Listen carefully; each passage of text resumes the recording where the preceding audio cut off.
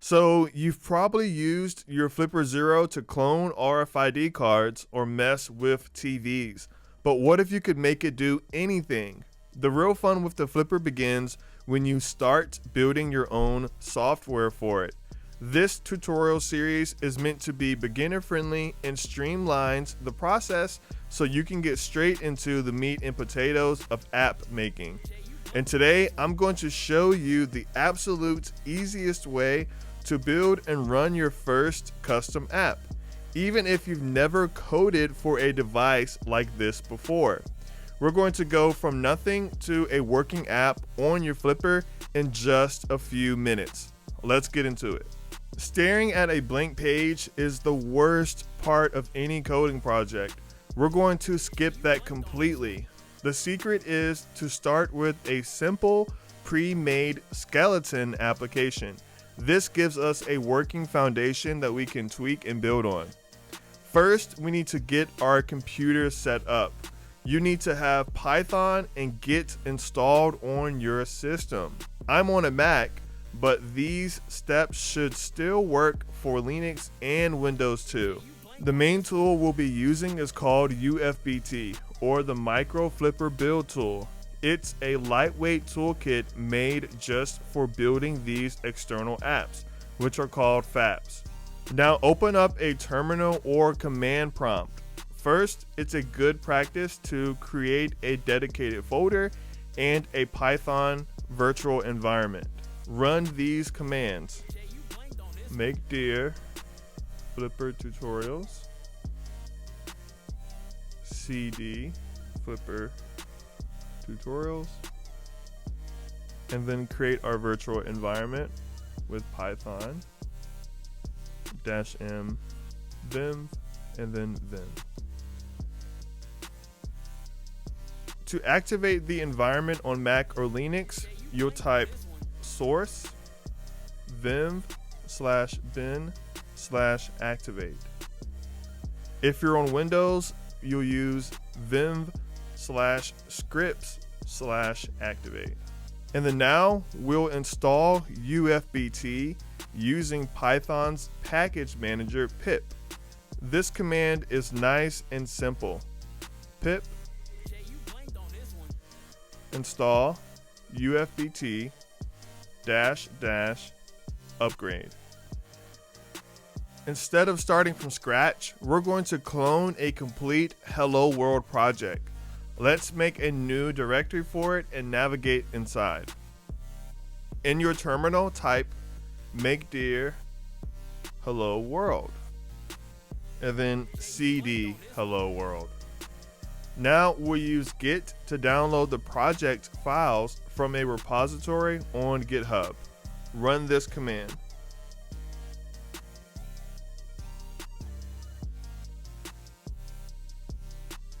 Git clone https github.com JBlanked/hello world flipperzero.git, and then run the command. Once that's finished, move into the new project folder that was just created. cd hello world -flipper-0. Now finally, run the build tool command to get everything configured for your system. So we'll type in ufbt.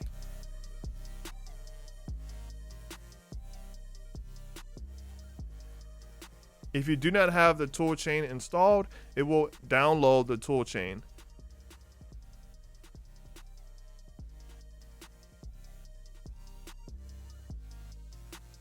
So I looked into this issue. ufbt downloads a pre-compiled Python toolchain for macOS 11.3 and higher, but this Mac is on 10.14.6. So we're going to continue this tutorial on my MacBook M3 Pro instead.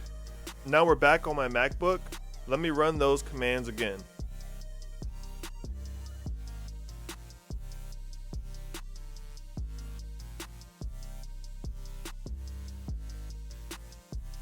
And now we can build. Voila. And that's it. You now have a complete, ready-to-build FlipperZero application right on your computer. And now we can open the Hello World FlipperZero folder in a code editor like VS Code. You'll see a bunch of files and folders, so let's quickly break down what they are. The About, Run, and Settings folders each contains the files for a different view or screen in the app. The header file defines the class for that view, and the source file contains its definitions. The Assets folder, close these up. The Assets folder is where you typically store your app's images and icons. The Easy Flipper folder contains a custom library to help create FlipperZero views more easily. And the Flipper HTTP folder holds the library for making internet requests. You'll also see a Font folder, which has 4 custom fonts you can use in the app. And the JSMN folder contains a library adapted for parsing JSON data. The Loading folder has a class for displaying a loading animation, and the Text Input folder contains a custom text input module that allows for special characters. Next, the changelog.md file is for keeping notes about updates, and the readme.md file is used for a detailed description of your app. Finally, you have app.hpp and app.cpp. Close this,